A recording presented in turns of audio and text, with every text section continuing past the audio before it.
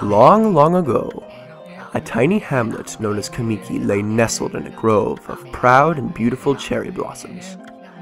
Each and every tree around the quiet burg was honored as a god. However, the village was not without its dark secrets.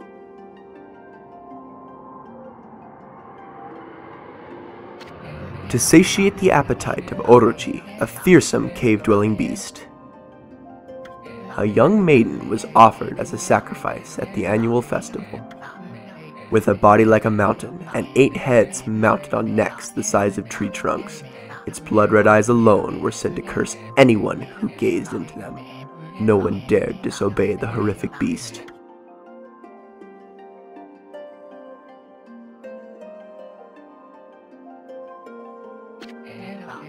When the night of the sacrifice drew near, a mysterious white wolf appeared outside the village. This wolf, its coat as brilliant as snow, was dubbed Shiranui. The wolf kept a watchful eye on anyone who ventured outside the village, and made a habit of patrolling the streets at night. People assumed the wolf to be a familiar of Orochi.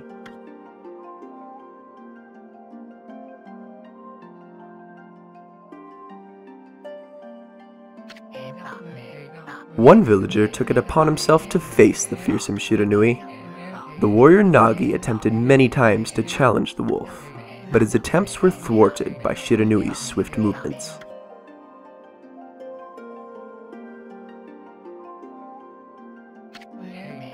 Before long, the night of the accursed festival had arrived. A white-plumed arrow heralded the coming sacrifice. Piercing the sky, the arrow sunk its shaft squarely into the home of Nami, the village's most beautiful maiden. Nagi, harboring a secret love for Nami, was enraged by this sign. Determined to put an end to Orochi once and for all, Nagi traveled to the beast's cave in place of his beloved.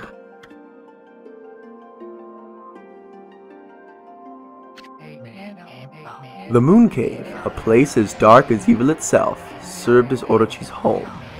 As Nagi stood bravely before the entrance, a beast appeared, eyes glowing crimson upon 8 thrashing necks.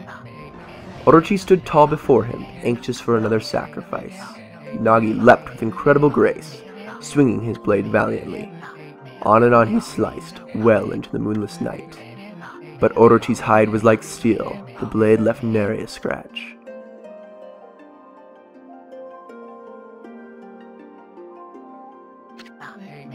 At long last, Nagi, his energy spent from the intense battle, dropped to his knees, fatigued and gasping for breath. He knew he was staring death in the face. It was then that the wolf appeared. As if to protect Nagi, it stood its ground before Orochi. In the darkness of the cave, the wolf's coat shone brilliantly. Alas, it was Shiranui, the wolf that dwelled outside the village. Bearing its fearsome claws, Shiranui leapt toward Orochi. Orochi reared its terrifying heads, readying its fangs for battle. The two beasts struggled wildly, thrashing in the darkness.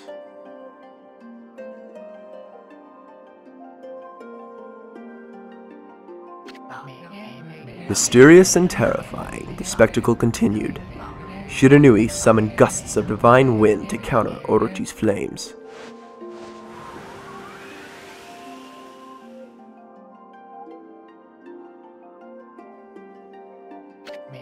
As Orochi closed in on Shiranui, sharpened claws glistening, a gigantic tree suddenly sprouted forth, shielding the wolf.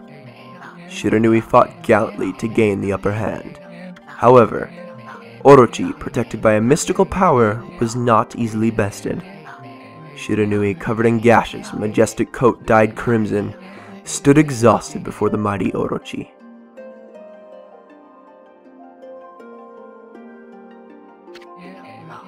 Orochi saw the chance to strike what would be the final blow, but Shiranui refused to give in. With its last ounce of strength, the majestic wolf gazed heavenward and unleashed a mighty howl. Suddenly, the black clouds overhead dissipated. The light from above glinted off Nagi's sword as a beacon of hope.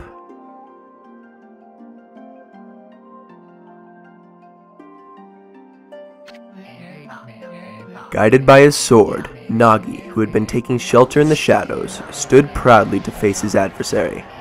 Channeling all his strength into his scarred and battered arms, he leapt ferociously toward Orochi, his sword poised high.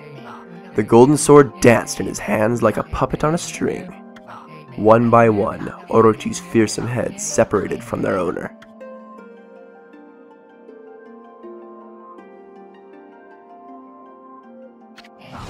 Orochi's broken body collapsed in a lake of its own blood. In that instant, the curse that plagued the villagers was lifted. As the battle subsided, the sun shone once again in the sky. Shiranui had succumbed to Orochi's poison and struggled to breathe. Nagi scooped the beast into his arms and returned to Kamiki. When they reached the village, Shiranui was no longer moving. The village elder gently stroked the wolf's head. In response, Shiranui let out a hoarse and pitiful bark, then closed its eyes and drifted off as if into slumber.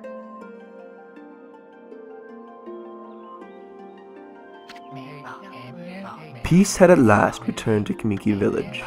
In honor of Shiranui's heroic exploits, the villagers erected a shrine and placed a statue of the wolf within it. Nagi's sword was christened Tsukuyomi and placed inside the moon cave. The villagers all looked forward to an age of endless peace. However, this is not the end of the story.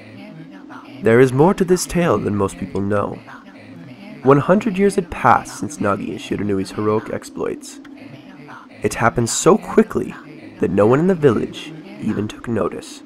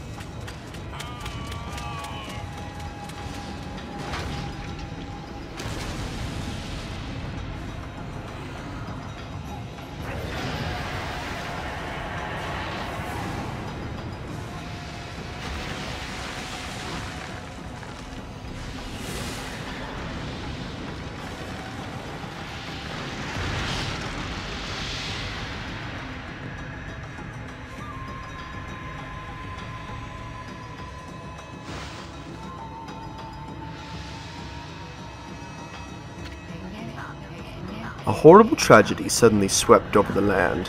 However, there was one village that seemed to escape the terrible curse. The tiny settlement of Kamiki enjoyed the protection of a sacred tree. It is here that the real story begins.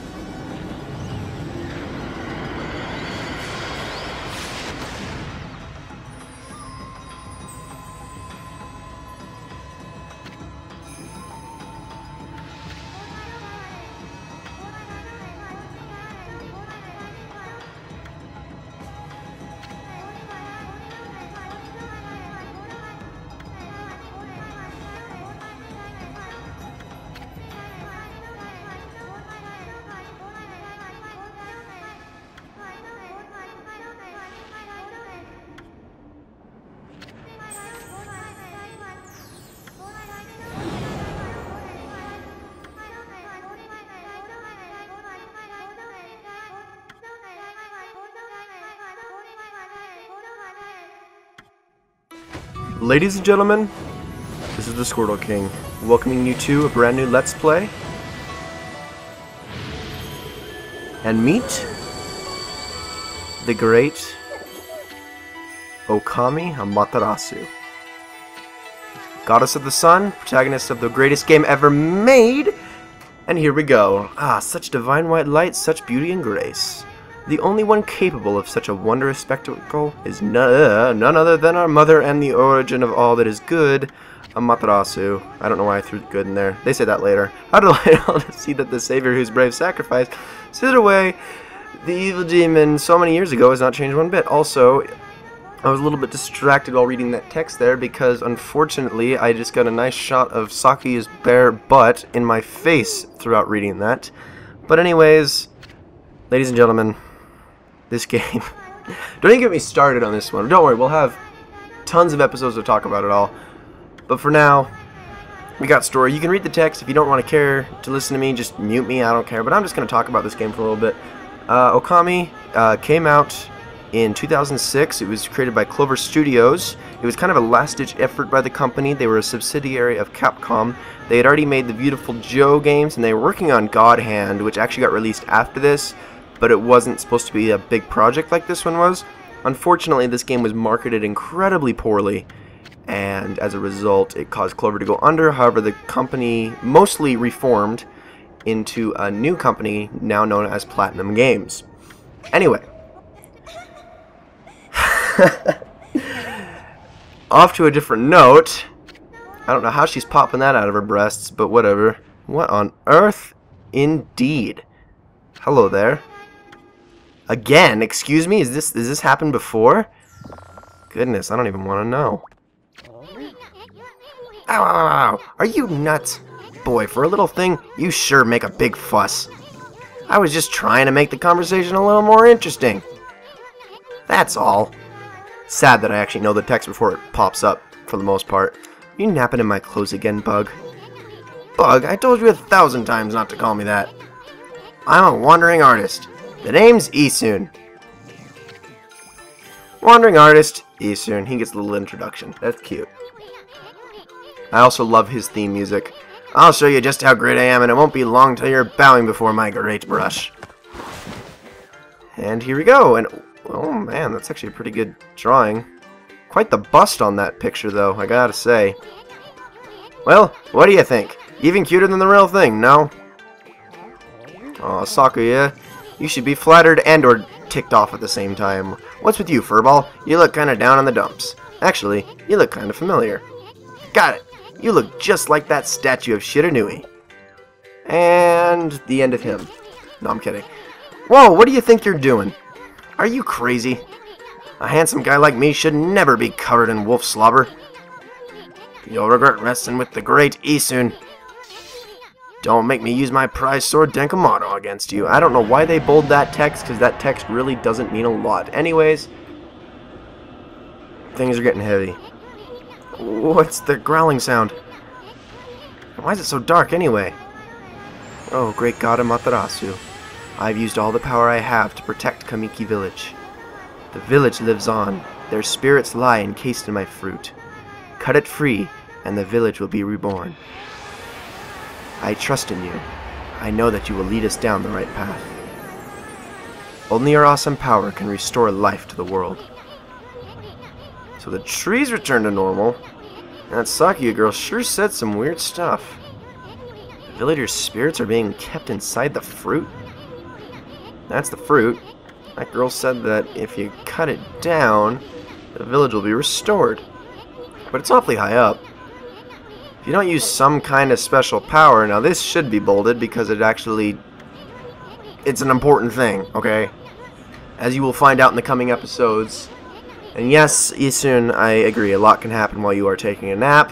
Freak, you never know how long a nap's going to be, whether it's going to be 1 minute, 1 hour, 1 year, you never know. Anything can happen while you're napping. Anyways, fruit is up there. We can go through the tree. If you go back this way, however, bam, denied. What in the world? There's something blocking the road leading back to the village. Am I still dreaming? No, Isun, you certainly aren't dreaming. But anyways, guys, I know that I haven't really been able to show much gameplay, but don't worry, stay tuned. Next episode, you'll get all the gameplay you could possibly handle, and then some.